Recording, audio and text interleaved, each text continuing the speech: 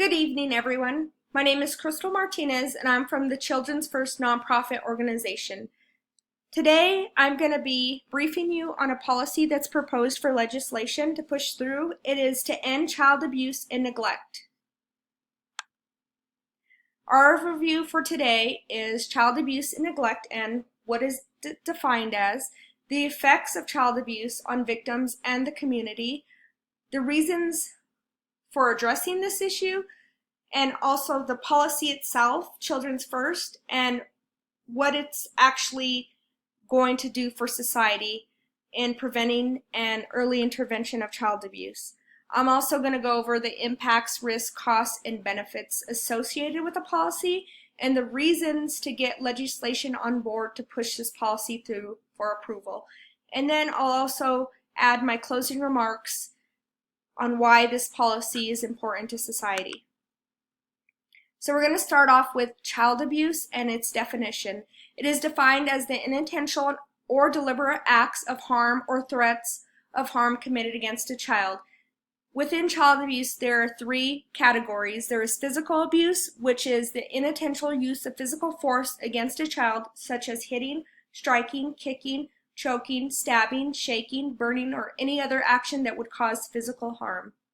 Next, we have an emotional abuse, which is actions and behaviors that harm a child's self-worth or emotional well-being. Lastly, we have sexual abuse, which involves the engagement in sexual acts against a child, such as fondling, rape, and exposing a child, such as to sexual activities. This is known as the most underreported type of child abuse against children. Next, I'm going to be defining what child neglect is. Child neglect can be defined as a failure to meet a child's basic needs, including providing clothing, education, and access to medical care. Under child neglect, there is 5 subcategories. We'll start with physical neglect, which is the failure to provide food, shelter, and appropriate supervision. Medical neglect is failure to provide access to medical care for a child. And educational neglect is failure of a parent or caregiver to educate a child or provide any special educational needs. Emotional neglect is inattention to a child's emotional needs or failure to provide psychological care.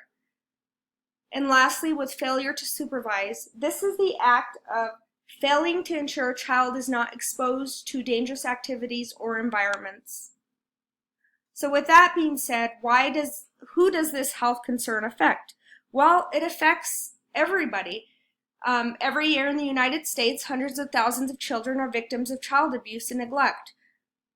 1 in 4 children are known to experience child abuse or neglect at some point in their life.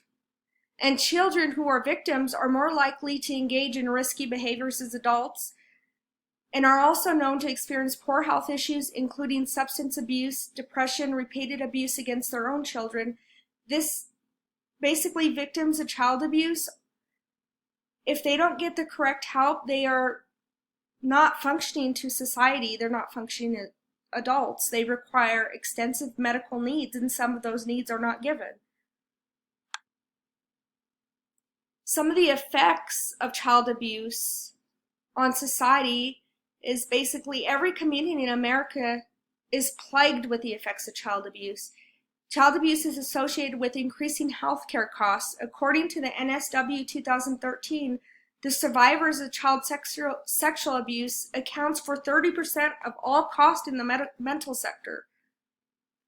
The effects of child abuse take an impact on the victim. It removes them from having the availability to become a functioning member of society due to the associated health concerns or trauma experience that was never treated.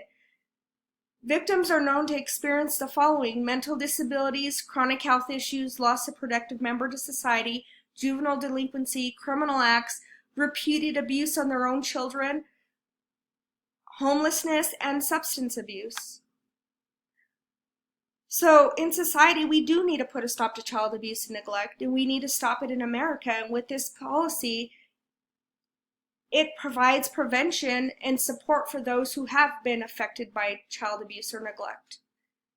Because child abuse and neglect is preventable, there is ways to minimize the burdens associated with child abuse and neglect in society. There's ways to reduce the cost of medical services because we prevent the action of child abuse and neglect occurring. We're able to reduce the cost of emergency medical services or mental health services that would have incurred if it was not prevented.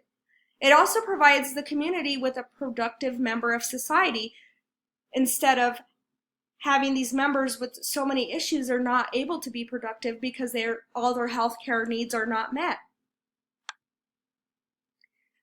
So this proposed policy, it's been organized by the Children's First nonprofit organization. And as I said, it's a policy to end child abuse and neglect by instituting the 3 following prevention and intervention programs: the early childhood home visiting program, the access to health care and wild child visits, and lastly, funding for victim support and prevention programs. Some of the proposed policy benefits are, with the early childhood home visiting program, this provides early prevention support to families. It provides families with a link to medical care, social and physiological services. It provides families with parenting skills and information by trained providers, information that they may have not been provided without this program prior. And it also provides pregnant women with information on parenting skills and links to services for further assistance.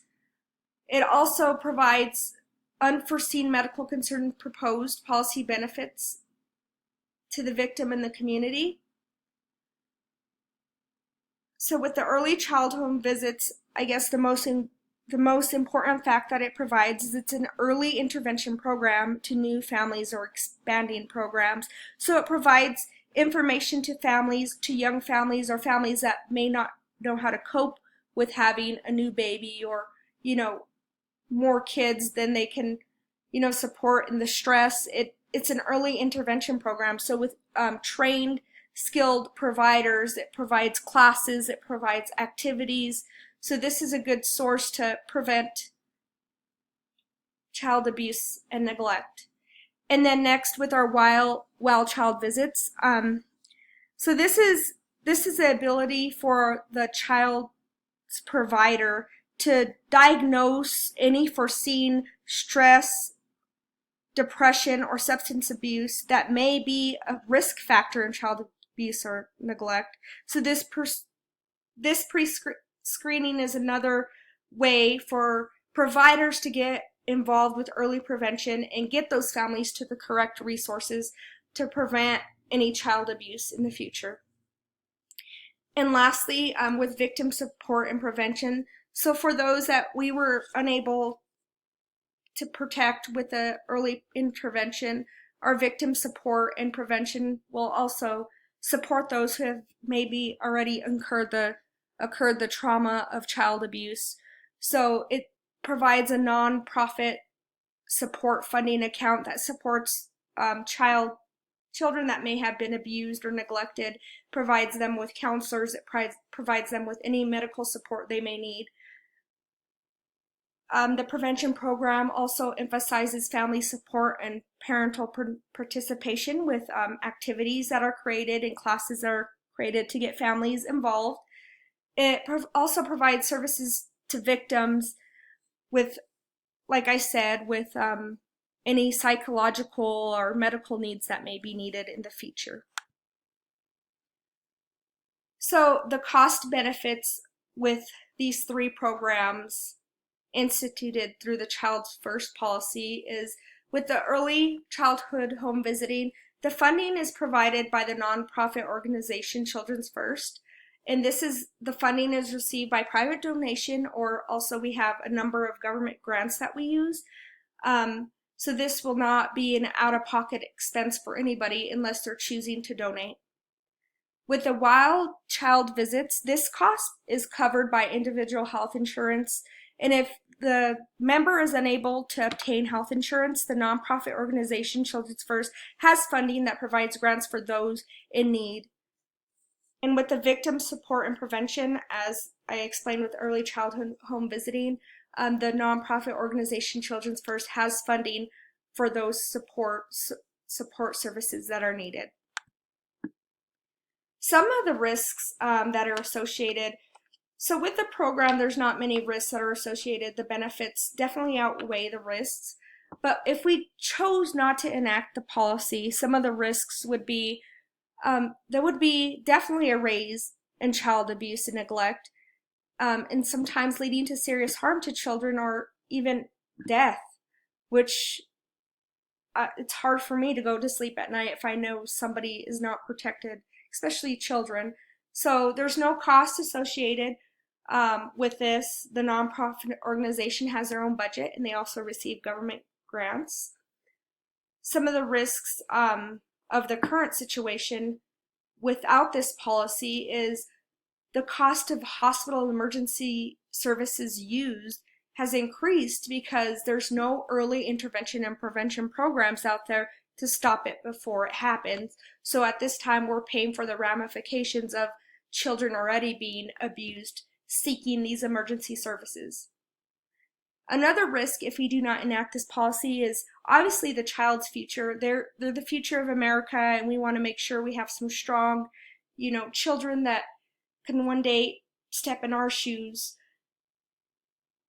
And without these prevention programs and the risk of child abuse, we can have non-productive members of society. The only possible risk I can see with enacting the policy would be obviously the budget.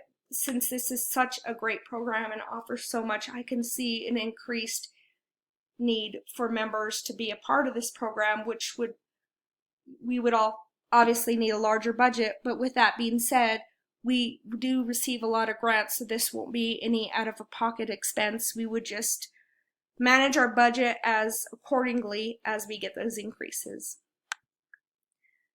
So I want to thank everyone for listening today about the Children's First policy, and I really hope that you take the information I gave to you and you take it back and you get legislation to approve this policy. It not only benefits the victims that endure this trauma as young children, it supports our society, our communities. It provides productive members of society.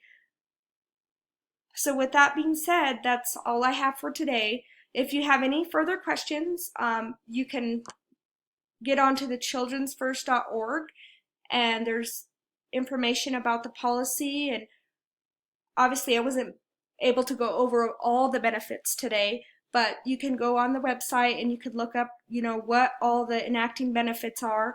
And if you have any more questions, you can obviously contact me. Thank you.